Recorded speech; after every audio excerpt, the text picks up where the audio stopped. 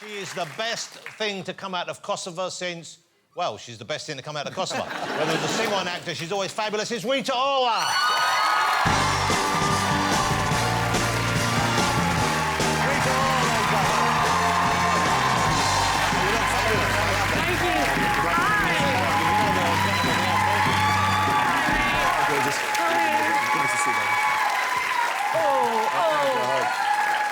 That's a very elegant look. That's a very elegant look. I thought I'd bring a bit of class to what we've been talking about recently. Yeah, exactly. What's been happening on this couch? Well, it's Ramsay. Now, you know Ed well, of course. We just discussed you guys have worked together. OK. Yeah.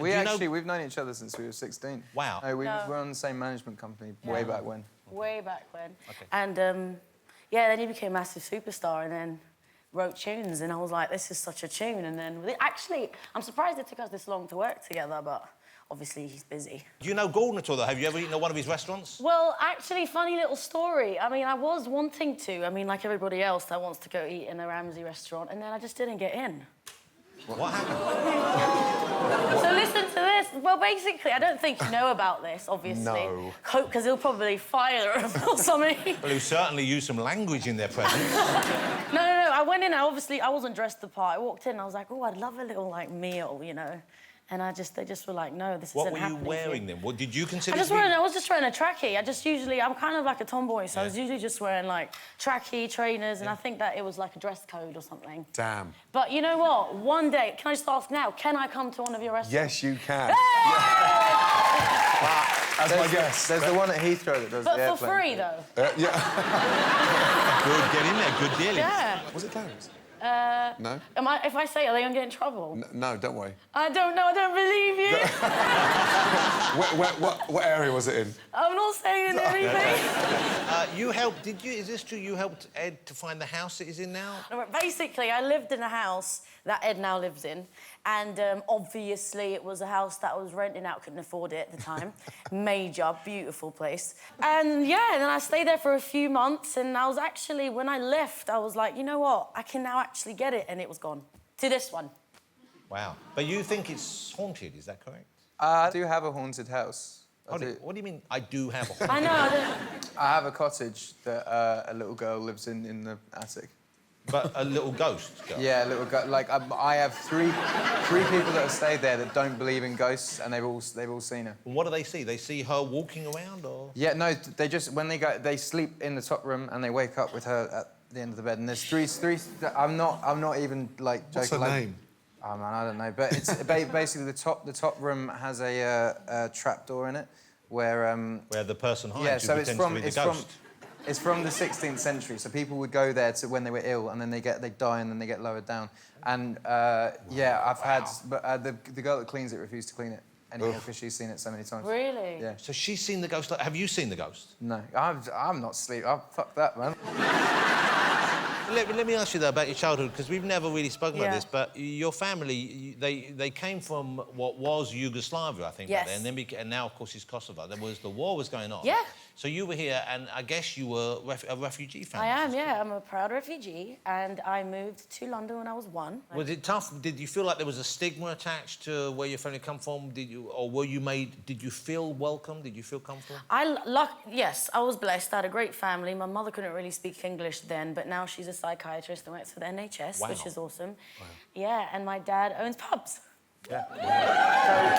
So he loves a pint, that guy. Well, that's a classic example of people coming over and just doing incredibly well. Really honestly, making the most of the opportunities. Without dwelling into it too deeply, I mean, I don't know what I would be doing if I didn't have a change of environment. So I'm very lucky to be the best thing that came out of Kosovo. Yeah. Self-acclaimed, by the way. And was there stuff that you remember, because you were tiny when you left, but was there stuff that you had then which were like traditional Kosovan food or drink? Yeah, well, this really good, nice thing called pite, which is like layers of pastry with spinach, and you can put cheese in there, and it's gorge. It's so yummy. And you dip it in like Greek yogurt with some garlic. I love garlic. We thought we'd look into whether there were any Kosovan dishes, and we couldn't find the food, but we were speaking to the Kosovan embassy. Really? Yeah. And You know, I just got my ambassadorship for that. Oh, wow. Well, congratulations. They recommended. They said, we've got here, this is a regional fruit brandy alcoholic beverage solely made from grapes. Now, I do like this. Here's the thing. This is the truth. It's for, like... We couldn't find it. We asked the embassy if they could send some over, right? This is what they sent over. A half-empty bottle. They probably were drinking it at the embassy. It's a rough day at the cost of an embassy. It must have been This wasted. is what they sent us. This is all they had left. You want to try some, Ed? I'm not actually allowed to drink at the moment. You can't drink at the moment? OK, Gordon, you want a bit of this? A little sip, please. Have a sip, because it really does knock you off. So is it like so is it like a shot? Like a... No, this you sip. Can I smell it? Yeah, it's really strong. The good thing about this is that you just never know when enough is enough because it's so strong. So every time you have it every time you drink it, you think you're drinking it for the first time. Right. Because it just knocks you out. It smells pokey. Yeah. That's got some. Oh, it's real, isn't it? This is a real. What do you think, Gordon? I don't know how I'm going to perform after this, but we'll see. That's what Gordon said. Whoa, yeah! Holy, that's not my favourite drink. Really? So you drink that at home? Yeah, with my dad and stuff. And Christmas time? Yeah, around Christmas time. I think what's cool is that I just like alcohol, so... I just drink, anyway. So that's nice. And that certainly is alcohol. Yeah, definitely. But I'm like Ed, I can't really perform or work under the influence. So, like, after work, it's a really nice, like, treat to yourself. You know, the end of the working day, kick back, get shit faced. Yeah! You know, I've got to congratulate you. You were in a movie, Southpaw, and I'm going to talk about there's two things I want to talk about this. But Southpaw, I thought you were amazing in it. Thank you. I didn't even know it was you. I didn't recognise you. It was only after when someone said, oh, she was in this film. That really happened because I used to act when I was a kid. I went to a theatre school, so I was really excited to just be involved in it. And, yeah, it was a small part. I played a crackhead, and then I ended up doing... Sorry, is that bad to say? No. Crackhead? Well, no, it's a character you're playing. I think there's probably a politer term in terms of the character. You're playing someone who would have been called in the film. Yes.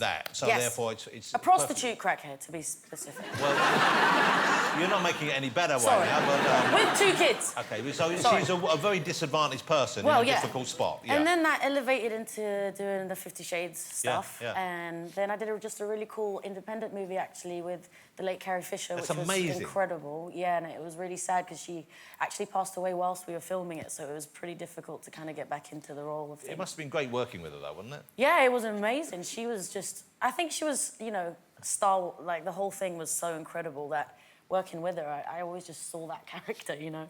She would drink lots of Coca-Cola and just be living life. Yeah, so it was an amazing experience. There she is. Look at that. Yeah. Coca-Cola with a sig. Yeah, that's amazing. And when's that coming out? What's that called? That comes out next year. It's called Wonderwell. It looks fun. It looks fun. Thank you. It was fun. The reason why I want to show you know where I'm going with this, of course, is because the movie Southpaw, that was a Harvey Weinstein film. And that could not be more in the news right now. And you must have met with that. It's insane. Were you on the receiving end of any untoward behavioural advances from him? Did you know that's what he was about? Was it a kind of an open secret, or did you not encounter that? I did not encounter that. And I value everybody's confidence in coming out and being brave and showing their independence. And I think it's an incredible time right now, especially in the world, to really prove yourselves and stick up for who you are and what you believe in. Well, you know what? Thank you for speaking on the subject. And you're going to perform for us in the show. So, and are you touring at the moment? What are you doing? I start touring next year, my second album. I'm super excited to just finally be out on the road and, you know, be back and just perform. And, yeah, I'm going to give you an exclusive first performance of my new single, Anywhere. I can't wait. Well, we put a special floor in for you, yeah, so I'm looking forward to seeing it. Thanks for that. It's really lovely to have you back on the show. Thank you so much for coming on. Rita Ora, ladies and gentlemen.